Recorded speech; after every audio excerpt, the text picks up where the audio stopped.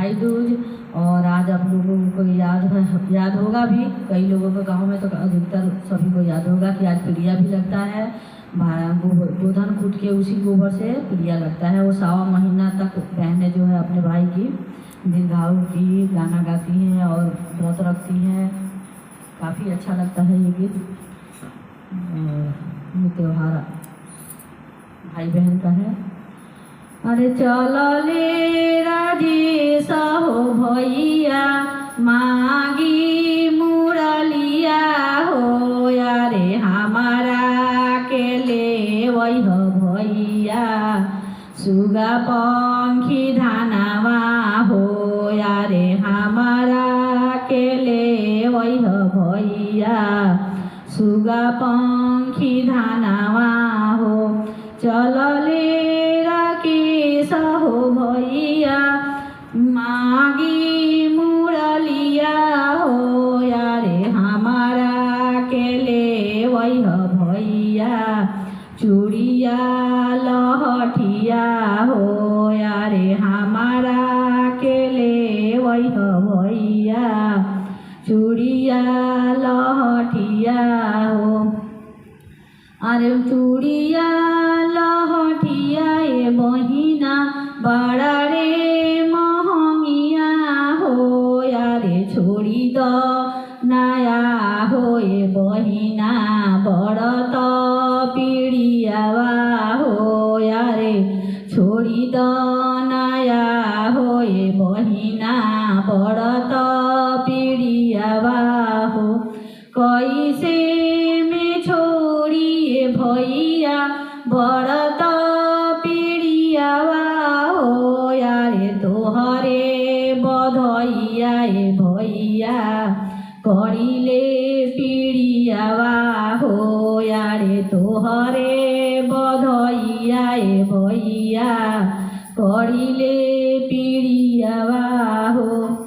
अरे चलले अजय हो भैया मागी मुरलिया हो, यारे हमारा के ले वही हो भैया लहंगा पटोरावा हो, यारे हमारा के ले वही हो भैया लहंगा पटोरावा हो। अरे चलले तरुण हो भैया मागी मुरलिया हो, यारे हमारा के ले वही हो भैया सुगा पंखी धानावा हो, यारे हमारा के ले वही हो भैया सुगा पंखी धानावा हो।